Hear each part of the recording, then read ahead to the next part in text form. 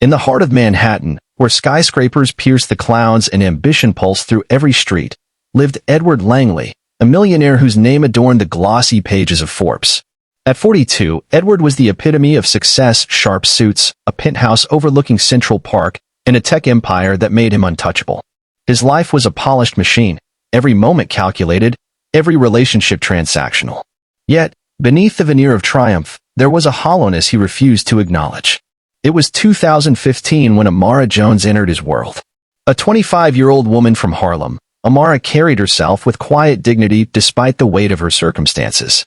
She'd grown up in a cramped apartment, raised by a grandmother who taught her to find joy in small acts of kindness. Amara's smile could warm a room, but her eyes held stories of struggle, years of working multiple jobs to support her family after her grandmother's passing. When she took the job as Edward's maid, it was just another paycheck, another way to keep the lights on. Edward barely noticed her at first. She was a shadow moving through his penthouse, dusting surfaces, folding linens, her presence as unremarkable to him as the furniture. But Amara noticed everything.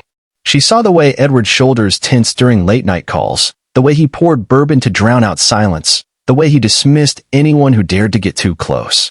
She didn't judge him, she pitied him.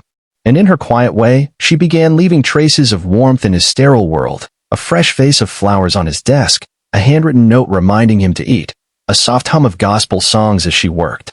One evening, after a deal fell through and Edward's temper frayed, he found Amara in the kitchen, brewing tea.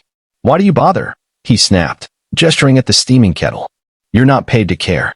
Amara didn't flinch. "Maybe I'm not," she said, her voice steady. "But someone's got to remind you you're human." Her words struck something in Edward, a crack in his carefully constructed armor.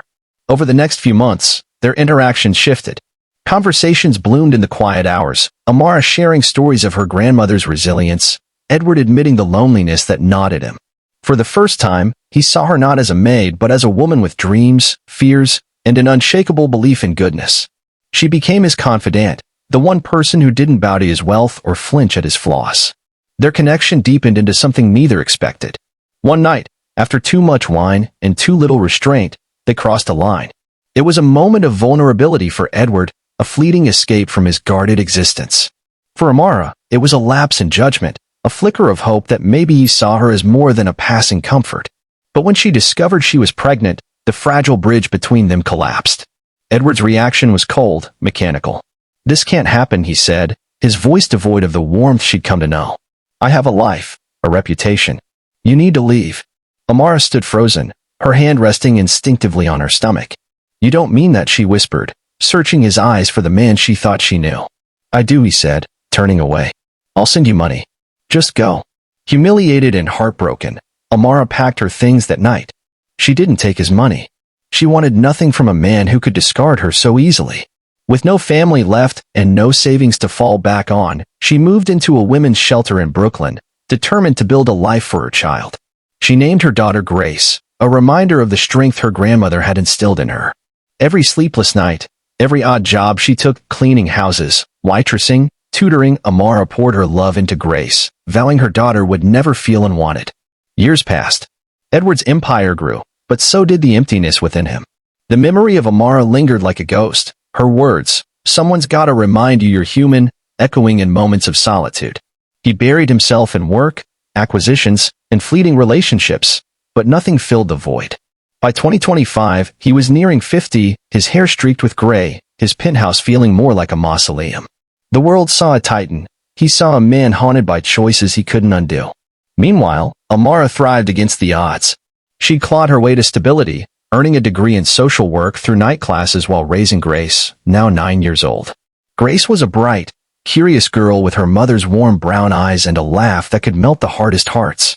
Amara never spoke of Edward to her daughter, not out of bitterness, but because she wanted Grace's world to be untainted by his rejection. Instead, she taught her daughter the power of kindness, the importance of lifting others up, even when life was unkind. Their paths converged unexpectedly at a charity gala in Manhattan, one of those glittering events where the elite mingled to ease their consciences.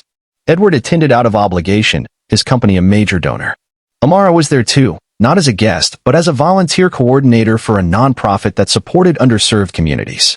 She transformed her pain into purpose, helping families like the one she'd once been part of. Grace, dressed in a second-hand but carefully pressed dress, tagged along, her eyes wide at the sparkling chandeliers. Edward spotted Amara across the ballroom, her presence like a jolt to his system.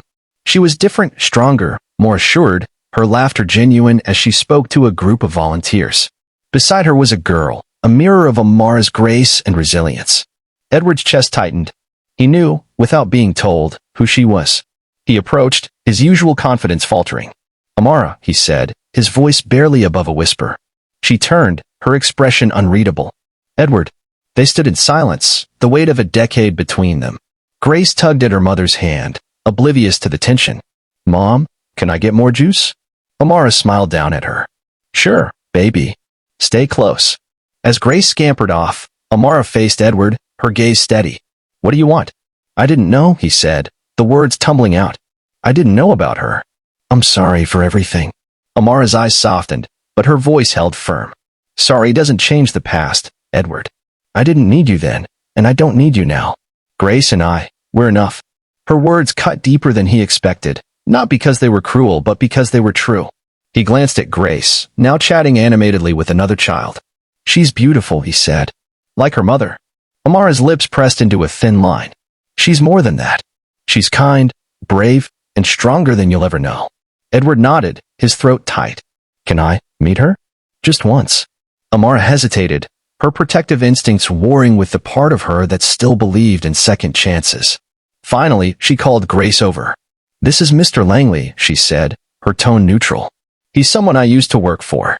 Grace, ever curious, tilted her head. "Hi, Mr. Langley. Do you like helping people?" "Mom says that's the most important thing." Edward knelt to her level, his eyes glistening. "Your mom's right," he said, his voice breaking. "And I'm still learning how to do that." The gala continued, but for Edward, the world narrowed to that moment. He saw in Grace the humanity he'd lost, the legacy of a woman he'd wronged. Amara allowed him to speak with Grace for a few minutes, watching closely, her heart torn between caution and the faint hope that Edward might change. Over the next months, Edward sought to make amends, not with money but with action. He funded Amara's nonprofit anonymously, ensuring it could expand its reach. He attended community events, not as a benefactor seeking praise, but as a man trying to understand the world Amara had built. Slowly, cautiously, Amara allowed him into their lives, not as a father, not yet, but as someone who could earn a place through effort. The climax came on Grace's 10th birthday, a small celebration in a park with balloons and homemade cake. Edward arrived, uninvited but hopeful, carrying a gift, a book of poetry Amara had once mentioned loving. Grace, unaware of the history, hugged him tightly, her acceptance pure and unearned. Amara watched, tears in her eyes, as Edward laughed with her daughter, his guarded heart cracking open. In that moment, Edward understood the power of humanity, not in grand gestures but in the quiet, selfless acts that bind people together. Amara had taught him that, and Grace was living proof. The story didn't end with a neat resolution, no fairy tale reconciliation, no erasing of the past. But it ended with hope, a man learning to be better, a woman who'd never stop being enough, and a child whose kindness would light the way forward.